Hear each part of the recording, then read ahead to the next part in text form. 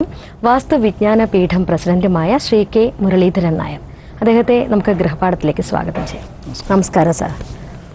Sir, ശബരിമലയിലെ വാസ്തുശാസ്ത്രപരമായ മാറ്റം വരുത്താൻ വേണ്ടിയിട്ട് മാസ്റ്റർ പ്ലാൻ കൊടുത്ത സാറാണല്ലോ.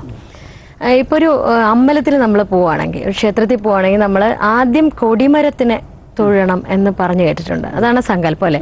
പക്ഷേ ശബരിമലയിൽ എനിക്ക് തോന്നുന്നു 18-ാം പടിയുടെ താഴെ നിന്ന് നോക്കിക്കഴിഞ്ഞാൽ കൊടിമരം കാണാൻ പറ്റാത്ത രീതിയിൽ ഒരു ഗ്ലാസ് ടോപ്പ് നിർമ്മിച്ചിട്ടുണ്ട്. പല ഭക്തന്മാരും പറയുന്നുണ്ട് താഴെ നിന്ന് നോക്കുമ്പോൾ നമുക്ക് കൊടിമരം കാണാൻ പറ്റുന്നില്ല എന്ന്. അപ്പം അത് ശരിയാണോ സാർ? അത് നല്ലതാണോ? ഇപ്പോൾ ഒരു വിവാദ പ്രശ്നമായിട്ട് പല ആൾക്കാരും എൻ്റെ കൂടെ ഒന്നും വരാതെ പറഞ്ഞിട്ടുണ്ട്. കാരണം വാസ്തുപരമായിട്ടുള്ള മാറ്റങ്ങൾക്ക് റിപ്പോർട്ട് കൊടുത്ത ഒരാളെന്നുള്ള നിലയിൽ ഒരുപാട് ആൾക്കാർ എൻ്റെ കൂടെ ഇതിനെപ്പറ്റി സംസാരിച്ചിട്ടുണ്ട്. അതായത് ഈ പടിപൂജ എന്നൊരു സമ്പ്രദായമുണ്ട്. പടിപൂജ നടത്തുന്ന സമയത്ത് മഴ നനയാതിരിക്കാൻ വേണ്ടിയാണ് മുൻകാലങ്ങളിലൊക്കെ താൽക്കാലിക അടിസ്ഥാനത്തിൽ മഴ നനയാതിരിക്കാൻ വേണ്ടി താൽക്കാലിക അടിസ്ഥാനത്തിൽ പലതും ചെയ്തിട്ടുണ്ട്. ടാർപ്പാളിനൊക്കെ ഇട്ട് ആ പൂജ ചെയ്യുമായിരുന്നു. അത് പിന്നെ മാറ്റും. അത് എന്നിട്ട് ആ പൂജ കഴിഞ്ഞ് മാറ്റും. പടിപൂജ എപ്പോഴും സന്ധ്യ കഴിഞ്ഞിട്ടാണ് ചെയ്യുന്നത്. അപ്പോൾ അത് കഴിഞ്ഞ ശേഷം ഇതിനൊരു പെർമനൻറ്റ് സ്ട്രക്ചർ വേണം എന്നുള്ള രീതിയിൽ ഒരു അഭിപ്രായം വന്നു. അപ്പോൾ ഒരിക്കലും തന്നെ അങ്ങനെ പെർമനൻറ്റ് സ്ട്രക്ചർ ചെയ്യാൻ പാടില്ല. താൽക്കാലികമായിട്ട് ഇന്ന് നിലവിൽ നിന്ന് പോകുന്നത് തുടരാം എന്നാണ് ഞാനും എന്നെപ്പോലുള്ള ആൾക്കാരൊക്കെ അന്ന് നിർദ്ദേശിച്ചത്. പക്ഷേ അതിലുപരി ഇപ്പോഴതിലൊരു ഗ്ലാസ് ടോപ്പ് അവർ ഇട്ടു. അത് എങ്ങനെ ഇട്ടു, ഏത് കിട്ടുന്ന ഒരു അജ്ഞാതമോ പോലെയാണ് സംഭവം. പല ആൾക്കാരും അത് അറിയാത്ത രീതിയിൽ കൂടെയാണ് കാര്യങ്ങൾ പറയുന്നത്. അപ്പോൾ അങ്ങനെ സംഭവിച്ചപ്പോൾ 18-ാം പടിക്ക് താഴെ ഒരു ഭക്തൻ നിന്ന് നോക്കുമ്പോൾ അല്ലെങ്കിൽ തൊഴുമ്പോൾ കൊടിമരം കാണാൻ നിവൃത്തിയില്ല. ഒരു ദേവൻ്റെ ശക്തി കേന്ദ്രം എന്ന് പറഞ്ഞാൽ കൊടിമരം തന്നെയാണ്. അപ്പോൾ പ്രത്യേകിച്ച് ഇത്രയും പരിപാവനമായ ശബരിമലയിൽ 18-ാം പടിക്ക് താഴെ നിന്ന് നോക്കിയാൽ കൊടിമരം കാണാൻ പറ്റുന്നില്ല. ഈ അഭിപ്രായം വന്നപ്പോൾ ഞാൻ എൻ്റെ ബന്ധപ്പെട്ട ആൾക്കാരോട് സംസാരിച്ച് പറഞ്ഞു, അത് ഈ ഗ്ലാസ് ടോപ്പിൻ്റെ അകത്തൂടെ നോക്കിയാൽ കൊടിമരം കാണാൻ സാധിക്കും എന്നൊരു ന്യായം പറഞ്ഞു. പക്ഷെ ഇപ്പോഴത് പായലൊക്കെ പിടിച്ച് പരിപൂർണമായിട്ട് കാണാൻ സാധിക്കും. ഞാൻ കഴിഞ്ഞ ആഴ്ച ഇവിടെ പോരുന്നതാണ്. കാണാൻ സാധിക്കുന്നില്ല. അത് മാറ്റേണ്ടത് തന്നെയാണ്. അപ്പോൾ ഞാൻ പറഞ്ഞപ്പോൾ ഈ റോളിംഗ് ഷട്ടർ പോലെ രണ്ട് രീതിയിൽ കൂടെ വന്നിട്ട് നമുക്കിതിലേക്ക് വരാം. ഒരു കോൾ വരും. ഹലോ, നമസ്കാരം. ഗൃഹപാഠത്തിലേക്ക് സ്വാഗതം. ആരാണ് വിളിക്കുന്നത്? ഞാൻ അംബിക, ഷൊർണൂരിൽ നിന്നല്ലേ? സാറിനോട് സംസാരിച്ചോളൂ അംബിക. ഹലോ സാർ, പറഞ്ഞോളൂ. എന്റെ വീടിന്റെ വടക്ക് വശത്ത് ഈ ബിറ്റുണ്ട്, വെള്ളമൊക്കെ പോണതേ. അതെ. അപ്പൊ അതവിടെ വെക്കണേന് പ്രശ്നം വല്ലതും ഉണ്ടോ? ഇല്ല, വടക്ക് ഭാഗത്ത് നമുക്ക് ജലരാശി എന്നുള്ളത് വടക്ക് ഭാഗത്ത് വിറ്റ് കൊടുക്കാം, കുഴപ്പമൊന്നുമില്ല. വടക്ക് ഭാഗത്ത് പിന്നെ വെള്ളം കെട്ടി നിർത്തുന്നതിനും തടസ്സമില്ല. പിന്നെ സാർ, അതെ, വീടിന്റെ ഈ കിഴക്ക് വശത്ത് ഞങ്ങള് അടുപ്പുണ്ടാക്കിണ്ട് പുറത്തെ. അവിടെ അടുപ്പുണ്ട്. പിന്നെ കുറച്ചപ്പുറത്തായിട്ട് തുണി കഴുകുന്നുണ്ട്. അതൊക്കെ കിഴക്ക് വശത്ത്. പിന്നെ ബാത്റൂം ഉണ്ട്. അതൊക്കെ വല്ല കുഴപ്പമുണ്ടോന്ന് അറിയാൻ വേണ്ടിയിട്ടാണ്. അല്ല, അടുക്കള നമുക്ക് കിഴക്ക് ഭാഗത്ത് കിഴക്കോട്ട് നിന്ന് ആഹാരം പാകം ചെയ്യുന്നത് നല്ലത് തന്നെയാണ്. സൂര്യകിരണങ്ങൾ ആഹാരം പാകം ചെയ്യുന്ന ഭാഗത്തേക്ക് സൂര്യകിരണങ്ങൾ ഏൽക്കുന്നത് ഏറ്റവും നല്ലതാണ്. പിന്നെ അടിച്ചു നനയ്ക്കുന്ന കല്ല് വടക്ക് കിഴക്കേ മൂല ചേർത്ത് ഇടണ്ട. മൂലയോട് ചേർത്ത് നമുക്ക് നനകല്ല് വേണ്ട. അല്ല, കിഴക്ക് ഭാഗത്ത് നനകല്ല് ഇപ്പോൾ കിഴക്ക് ഭാഗത്ത് അല്ല, കിഴക്ക് ഭാഗത്ത് നനകല്ല് വരും തടസ്സമൊന്നുമില്ല. ഞാൻ പറഞ്ഞ വീടിന്റെ മൂല ചേർത്ത് ഇടണ്ട. മൂല ചേർത്ത് ഇടാതെ അല്ലാത്ത രീതിയിൽ ഇടാം കേട്ടോ.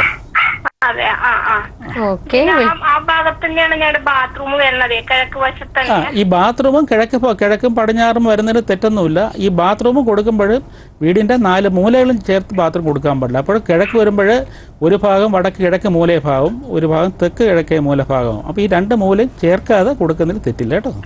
അല്ല സാർ, അത് വേറെ എടുത്തതാണ്. ഇപ്പൊ വീടിനോട് ചേർന്നിട്ട് വേറെ എടുത്തതാണ്. അതെ, വീടിന്റെ കൂടെ ചേർക്കാതെ സെപ്പറേറ്റ് ആയിട്ട് പണിഞ്ഞ കാര്യമാണ് ചോദിച്ചത് അല്ലേ? ഓക്കെ, വിളിച്ചതിന് വളരെയധികം നന്ദി. മനസ്സിലായില്ലെന്ന് തോന്നുന്നു. സാർ, നമ്മൾ ശബരിമലയിലെ കാര്യമാണ്. അപ്പോൾ പിന്നെ ഈ റോളിംഗ് ഷട്ടർ എന്നുള്ള രീതിയിൽ കൂടെ ഈ പൂജ നടക്കണ മഴയെല്ലാം ഉണ്ടെങ്കിൽ അത് നനയായിരിക്കാൻ വേണ്ടി അതങ്ങനെ ആ സമയത്ത് ആ ഷട്ടറുകൾ തിരിച്ചു പോയി അങ്ങനെ ആ രീതിയിലുള്ള സൗകര്യം ചെയ്യാമായിരുന്നു. ഈ കൊടിമരം മറയത്തൊക്കെ ഗ്ലാസ് ടോപ്പ് കൊടുത്തത് അത് തെറ്റ് തന്നെയാണ്. അത് എങ്ങനെ പറ്റിയെന്ന് കേട്ടിരുന്നിരുന്നാലും ഇപ്പോൾ ഇതിനെപ്പറ്റി പല ആൾക്കാരുടെയും എന്നോട് പല ആൾക്കാരും ചോദിച്ചു. എൻ്റെ അഭിപ്രായം ഞാൻ തുറന്നു പറഞ്ഞു. കൂടാതെ ഈ അഭിപ്രായം ഞാൻ വേണ്ടപ്പെട്ട ആൾക്കാരുടെ ശ്രദ്ധയിൽ പെടുത്തിയിട്ടുമുണ്ട്. ഇപ്പോൾ ശബരിമലയിൽ പല കാര്യങ്ങളും നടക്കുമ്പോഴും അതിന് തടസ്സം വരുന്നുണ്ട്. ഇപ്പോൾ ഒരു പാലം പണിതപ്പോഴും അതിനൊരു തടസ്സം, അങ്ങനെ എല്ലാ കാര്യങ്ങൾക്കും തടസ്സം വരുന്നത് അതെന്തുകൊണ്ടാണ്?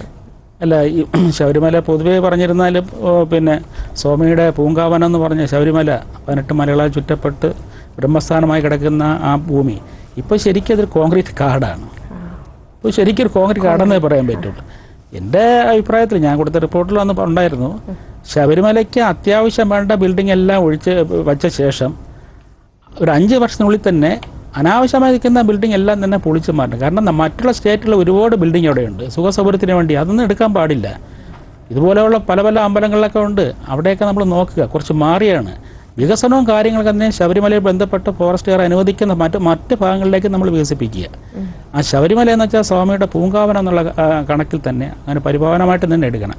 ഓരോ ദിവസം കഴിയുന്ന ഒരു നിർമ്മാണ പ്രവർത്തനം കൂടി വരുന്നുള്ളൂ. ഈ തടസ്സത്തിൻ്റെ കാര്യം പറഞ്ഞിരുന്നാൽ ഈ തടസ്സം മാറിക്കിട്ടുന്നതിന് വേണ്ടിയാണ് ഞാൻ പ്രധാനപ്പെട്ട നടപ്പന്തലിൻ്റെ വടക്ക് കിഴക്കേ ഭാഗത്തായിട്ട് അന്നത്തെ റിപ്പോർട്ടിൽ 18 അടി പൊക്കത്തിൽ പീഠ ഉൾപ്പെടെ 18 അടി പൊക്കത്തിൽ ഒരു ഗണപതിയെ പ്രതിഷ്ഠിക്കാൻ പറഞ്ഞു. ഒരു പിന്നെ കരിങ്കല്ലിലോ അതല്ലെങ്കിൽ സിമെന്റിലോ എങ്ങനെ വേണം പറയാം, പീഠം ഉൾപ്പെടെയാണ് പറഞ്ഞു. അത് തെക്കോട്ട് ഫേസ് ചെയ്തെടുത്തേക്ക്. അപ്പോൾ ഭക്തജനങ്ങൾ വരുമ്പോൾ അവരെ കാണത്തക്ക രീതിയിൽ അതിന് പൂജാരിമാരുടെ പൂജ വേണ്ടെന്നും കാലാകാലങ്ങളിൽ വരുന്ന ഭക്തജനങ്ങൾ പൂജിക്കുന്നതുകൊണ്ടാണ് ഞാനത് ആവശ്യപ്പെട്ടിരുന്നത്. അത് ആ കാര്യം ഞാൻ ബഹുമാനപ്പെട്ട മന്ത്രിയുടെ ശ്രദ്ധയിൽ 3-4 പ്രാവശ്യം അദ്ദേഹത്തിന് വലിയ താല്പര്യമാണ് ചെയ്യണമെന്ന്.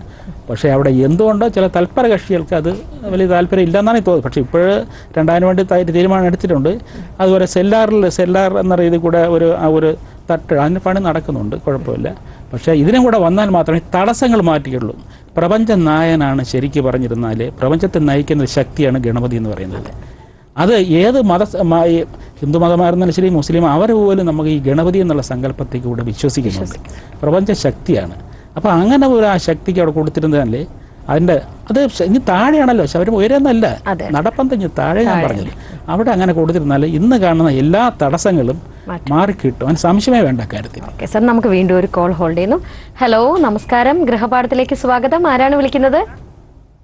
ഹലോ, എവിടെ നിന്നാണ്? സംസാരിച്ചോളൂ സാറിനോട്. പറഞ്ഞോളൂ. എന്റെ വീടിന്റെ തെക്ക് പടിഞ്ഞാറായിട്ടാണ് അടുക്കള നിൽക്കുന്നത്. അതിലെന്തെങ്കിലും കുഴപ്പമുണ്ടോ സർ? അതിൽ കുഴപ്പമേ ഉള്ളൂ. ഹലോ, അതിൽ കുഴപ്പമാണ് കുട്ടി. അതേ തെക്ക് പടിഞ്ഞാറ് ഭാഗത്ത് ഒരിക്കലും തന്നെ അടുക്കള വരാൻ പാടില്ല.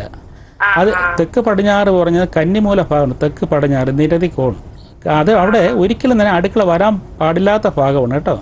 അവിടെ ശാസ്ത്രീയമായിട്ട് പറയുകയാണെങ്കിൽ അവിടുത്തെ തെക്ക് പടിഞ്ഞാറേ ഭാഗത്ത് അടുക്കള വരുന്ന സ്ത്രീകൾക്ക് ആണ് ഏറ്റവും വലിയ ദോഷമായിട്ട് വരുന്നത്. സ്ത്രീകളുടെ ആരോഗ്യത്തെ അത് ബാധിക്കും. മറ്റ് ഒരു വീട് നിർമ്മിച്ചിരുന്നാൽ മറ്റുള്ള 3 ഭാഗങ്ങളിലും 3 കോർണർ ഭാഗങ്ങളിലും അടുക്കള തെറ്റില്ല. അതായത് തെക്ക് കിഴക്കേ മൂലഭാഗത്ത് ചെയ്യാം, വടക്ക് കിഴക്കേ മൂലഭാഗത്ത് ചെയ്യാം, വടക്ക് പടിഞ്ഞാറ് ഭാഗത്ത് ചെയ്യാം. ഈ കന്നിമൂല ഭാഗം ഒഴിവാക്കി ചെയ്യുക കേട്ടോ. അത് മാറ്റുന്നതാണ് നല്ലത്. ഓക്കെ, വിളിച്ചതിന് വളരെയധികം നന്ദി. സാർ, ഇനി നമുക്ക് വീടുകളുടെ കാര്യത്തിലേക്ക് വരാം. വീടുകൾക്ക് ഭംഗി വരുത്തുന്നതിന് വേണ്ടി കോണുകൾ ഒക്കെ ഒരു മാറ്റം വരുത്തുന്നുണ്ട്. അതിലെന്തെങ്കിലും അത് ഈ മോഡേൺ ആർക്കിടെക്ട്, അതായത് എലിവേഷന് ഈ കോണുകൾ എന്ന് വെച്ചാൽ 90 ഡിഗ്രിയാണ്. അതെ, വീടിന്റെ കോണുകൾ 90 ഡിഗ്രിയാണത്. അതിനെ നമ്മൾ നേരെ ഇങ്ങനെ കട്ട് ചെയ്തിട്ട് ഇപ്പോഴൊരു അത് കട്ട് ചെയ്തിട്ട് വേറെ ഫില്ലറെല്ലാം കൊണ്ടുവന്നിട്ട് അത് നല്ല ദോഷമുള്ളതാണ്. നമുക്ക് കിട്ടുന്ന പ്രാപഞ്ച ഊർജ്ജം, ഭൗമോർജ്ജം ഇതൊക്കെ തന്നെ നമ്മുടെ ഭൂമി അതിൻ്റെ അച്ചുതണ്ടിൽ 23 ഡിഗ്രി ആംഗിളിൽ ക്ലോക്ക് വൈസിലാണ് സൂര്യനെ ചുറ്റി വരുന്നത്. ഇതേ രീതിയിൽ തന്നെയാണ് ഊർജ്ജപ്രവാഹം ചുറ്റി വരുന്നത്. അപ്പോൾ ഈ ചുറ്റി വരുന്ന കണക്കിലൊക്കെയാണ് വാസ്തുശാസ്ത്ര സൂര്യൻ എന്നുള്ള ഒരു ഗ്രഹം ഇല്ലെങ്കിൽ വാസ്തുശാസ്ത്രം ഇല്ല. അടിസ്ഥാനമായ തത്വങ്ങളും കാര്യങ്ങളും അതാണ്. അപ്പോൾ ഇങ്ങനെയുള്ള നിർമ്മാണ പ്രവർത്തനങ്ങൾ ചെയ്തിരുന്നാൽ ശരിക്കും ഉദാഹരണം വടക്ക് കിഴക്കേ മൂലഭാഗം, ഇപ്പോൾ വാസ്തു എന്നുള്ള ഒരു സങ്കല്പമായിട്ട് എടുത്താൽ മതി. അതിപ്പോഴെല്ലാം തന്നെ ഇപ്പോഴേ സയൻസ് കാലം വളരെയധികം പുരോഗമിച്ച കാലമാണ്. അന്ധവിശ്വാസങ്ങളൊന്നും നമ്മൾ കിടക്കേണ്ട കാര്യങ്ങളില്ല. വടക്ക് കിഴക്കേ മൂലഭാഗം എന്ന് പറഞ്ഞാൽ ഈ വാസ്തു എന്നുള്ള സങ്കല്പത്തിൻ്റെ അദ്ദേഹത്തിൻ്റെ തല വരുന്ന ഭാഗമാണ്. സങ്കല്പമാണ്, ആയിക്കോട്ടെ. അതാണ് സ്ഥിരവാസ്തു, ചരവാസ്തു, നിത്യവാസ്തു എന്നൊക്കെ ഗ്രന്ഥങ്ങളിലൊക്കെ പറയുന്നത്. അപ്പോൾ പാദം വരുന്ന ഭാഗമാണ് വടക്ക് പടിഞ്ഞാറേ ഭാഗം. അത് സ്ഥിര വാസ്തുവായിട്ട് കണക്കെടുക്കുന്നത്. അപ്പോൾ തലഭാഗത്ത് ഈ കട്ടിങ് വെച്ചിരുന്നാൽ ഗ്രന്ഥങ്ങളിലും അല്ലെങ്കിൽ പ്രാക്ടിക്കലായിട്ടും എനിക്ക് തോന്നുന്നത് അവിടുത്തെ ഗ്രഹനാഥനാണ് ബാധിക്കുന്നത്. ഗ്രഹനാഥന് അപകട സാധ്യത കൂടുതലാണ്. ഒരു അസ്വസ്ഥതയായിരിക്കും. ഒരിക്കലും തന്നെ വീടിൻ്റെ 4 മൂലകളും കട്ട് ചെയ്യാതെ കോണുകളും 90 ഡിഗ്രി ആയിരിക്കണം. അങ്ങനെ വീട് പണിയുന്നതാണ് ഏറ്റവും ഉത്തമം. നമ്മൾ എന്തിനാ കടിക്കുന്ന പട്ടിയോ ഒരിടത്ത് വാങ്ങും. അതെ സാർ. ഇപ്പം ഒരു വീടിന്റെ പൂമുഖം തെക്കോട്ട് വരാൻ പാടില്ല, അല്ലെങ്കിൽ തെക്കോട്ട് ഇറങ്ങാൻ പാടില്ല എന്നൊക്കെ പറഞ്ഞു കേട്ടിട്ടുണ്ട്. അതെന്തുകൊണ്ടാണ്? അത് അറിവില്ലാത്തവർ പറയുന്നൊരു സമ്പ്രദായമാണ്. ഈ മഹാദിക്കുകളായ കിഴക്ക്, പടിഞ്ഞാറ്, തെക്ക്, വടക്ക് മഹാദിക്കുകളാണ്. അഷ്ടദിക്കുകളല്ലാത്ത കണക്ക് നമ്മൾ എടുക്കുന്നുണ്ട്. ഈ മഹാദിക്കുകളിലേക്ക് ഏതില്ലെങ്കിലും ഒന്നിലേക്ക് കറക്റ്റ് ചെയ്ത് ഫേസ് ചെയ്യണമെന്നാണ് എൻ്റെ ഗ്രന്ഥങ്ങളിലൊക്കെ. അതായത് ശരിക്കും പറഞ്ഞ കിഴക്കാണെങ്കിൽ കിഴക്ക് കറക്റ്റ് 15 ഡിഗ്രി വരെ നമുക്ക് മാറാം. 15 ഡിഗ്രി ലെഫ്റ്റോ റൈറ്റോ മാറി നിൽക്കാം. ഇത് ഏത് ഭാഗത്ത്? അല്ലെങ്കിൽ വിദിക്കിലേക്ക് വരും. അത് ദിക്കുകൾക്ക് അതീതമായിട്ട് കോണിലേക്ക് നിൽക്കുന്ന ഒരു വീടിന് അതിൻ്റെതായ അപാധമുണ്ട്. കാരണം ആ വീട്ടിൽ എത്ര തന്നെ അധ്വാനിച്ചിരുന്നാലും നമുക്ക് ഒരു 100 രൂപ കിട്ടേണ്ട ഒരു ബിസിനസ് ആണെങ്കിൽ 50 രൂപയെ കിട്ടുള്ളൂ. അപ്പോൾ അധ്വാനിക്കാതെ യാതൊരു കുറവും ഉണ്ടാവില്ല. പക്ഷെ അതിൻ്റെ ഫലം എന്ന് പറയുന്നത് 50% ഇങ്ങനെ നിൽക്കുന്ന വീട്.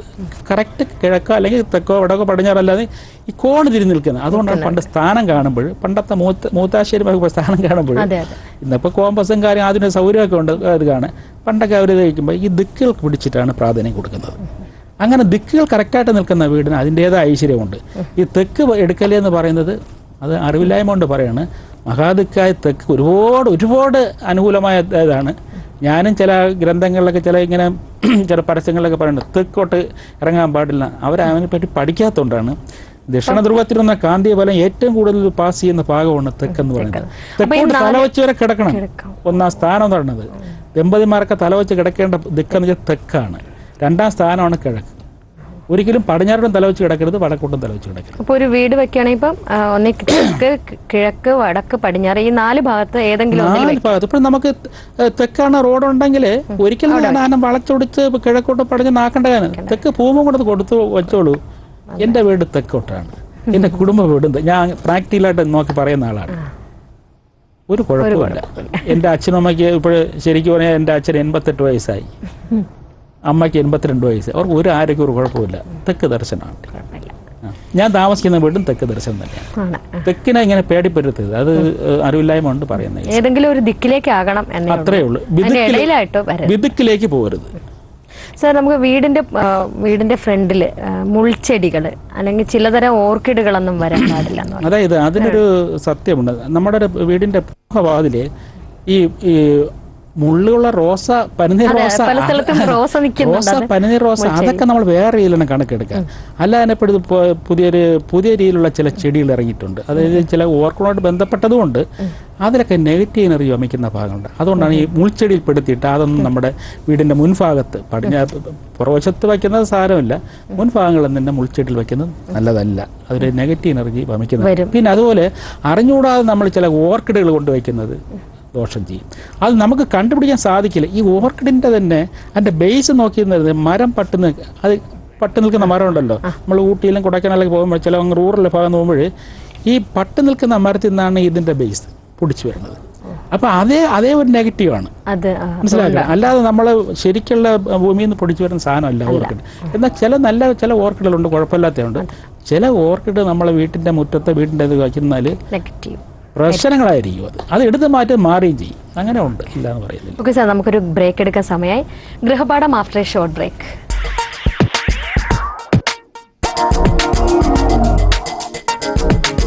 10 ലക്ഷം പേരാണ് വിവിധ രോഗകാരണങ്ങളാൽ അവയവങ്ങൾക്കായി കാത്തിരിക്കുന്നത്. അവയവദാനം ഒരു വ്യക്തിയല്ല, ഒരു കുടുംബത്തെയും സമൂഹത്തെയുമാണ് രക്ഷിച്ചെടുക്കുന്നത്. മാനവ കാരുണ്യ യാത്രയിൽ പങ്കാളികളായി നമുക്കും അവയവദാനത്തിൽ ഭാഗമാകാം.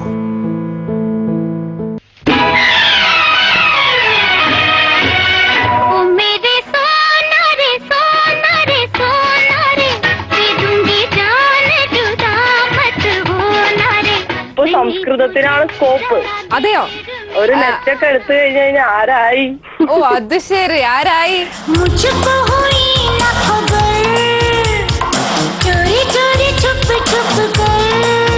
ഇഷ്ടപ്പെട്ടതും ഭയങ്കര ഡിഫിക്കൽട്ടും എല്ലാം ലാംഗ്വേജ് ആണല്ലോ.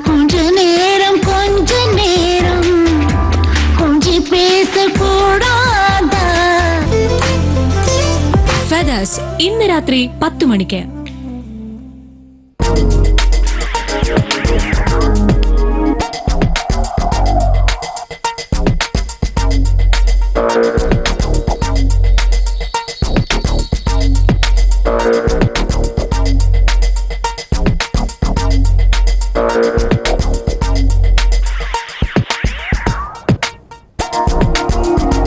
ഗൃഹപാഠത്തിലേക്ക് വീണ്ടും സ്വാഗതം.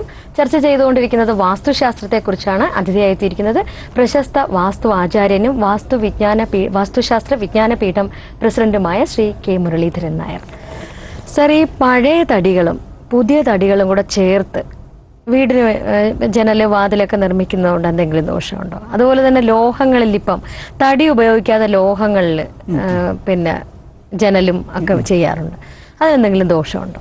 അതായത് ഇപ്പോഴും നിർമ്മാണ പ്രവർത്തനങ്ങൾ വളരെ കോസ്റ്റ്ലി ആയിട്ടിരിക്കുന്ന സമയമാണ്. അതെ അതെ. സാധാരണക്കാരന് ഒരു ചെറിയൊരു പാർപ്പിടം എന്ന് വെച്ചാൽ അവൻ്റെ സ്വപ്നമായിട്ട് മാറിയിട്ടുണ്ട്. അപ്പോൾ അതുകൊണ്ടാണ് ഇവർ എപ്പോഴും തന്നെ ഈ തടിക്ക് ഇപ്പോൾ ഭയങ്കര വിലയാണ്. അപ്പോൾ ഇവർ ചെന്ന് ഈ പഴയ തടി എന്ന് വാങ്ങും. ഈ ഹൈവേയിലേക്ക് ഇപ്പോഴാണ് അങ്ങനെ പൊളിച്ചടുക്കിയിട്ടുണ്ടെന്നൊക്കെ. പക്ഷേ അത് ഗുണത്തിലേറെ ദോഷമാണ് സംഭവിക്കുന്നത്. ഒരു തടി എന്ന് വെച്ചാൽ ഒരു 10, 30, 40 വർഷം കഴിഞ്ഞാൽ പിന്നെ അതിനകത്ത് ഊർജ്ജം ഒരിക്കലും പിടിച്ചു വയ്ക്കുന്നില്ല. അതിന് വേണ്ട ഒരു ഉദാഹരണം, നമ്മൾ പിന്നെ ഫ്രഷായിട്ടുള്ള തടി മുറിച്ച് നമ്മൾ പണിഞ്ഞിരുന്നല്ലേ, വാതിലും ചെല്ലും പണിഞ്ഞിരുന്നല്ലേ, സീസൺ മാറി വരും. അതായത് നല്ല നല്ല മഴ സമയത്ത് വാതിലടയാൻ ബുദ്ധിമുട്ടായിരിക്കും. ഊർജ്ജം പിടിച്ചു വയ്ക്കുന്നത് അത് സ്വല്പം വികസിക്കും. മഴ നല്ല വെറു സമയത്ത് അത് ചുരുങ്ങുകയും ചെയ്യും. അപ്പോൾ അത് ശരിക്കും അത് പ്രവർത്തിക്കുന്നതുകൊണ്ടാണ്. അപ്പം അങ്ങനെയും നല്ലതാണ്. കാരണം ഊർജ്ജ പ്രഭാവം ശരിക്കും അത് എടുക്കുന്നുണ്ട് എന്ന് നമുക്ക് മനസ്സിലാക്കണം. എന്നാൽ ഈ പഴയ തടിയാണെങ്കിൽ ഓരോ അനക്കവും കാണൂല, അനങ്ങാതെ ഇരിക്കും. ഈ തേക്ക് മരം നോക്കിയുള്ളൂ.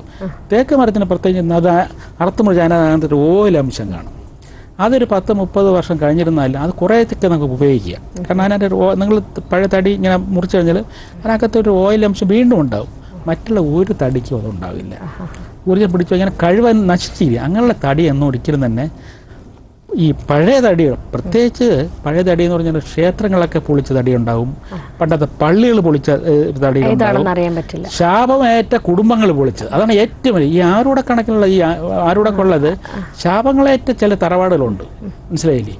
അങ്ങനെ അതിനെയൊക്കെ വലിച്ചു പൊളിച്ച് കൊണ്ടുവന്നിട്ട് അതൊന്നും ഒരിക്കലും തന്നെ നമ്മളൊരു പുതിയ വീട് വയ്ക്കുമ്പോൾ മനസ്സമാനമായിട്ട് ഒരു കാര്യം ചെയ്താൽ മതി. അങ്ങനെയാണെങ്കിൽ പ്രധാനപ്പെട്ട ഒരു ഡോറ്, മുൻവശത്തെ ഡോറ് നല്ല ഫ്രഷായിട്ടുള്ള തടി തന്നെ വേണം.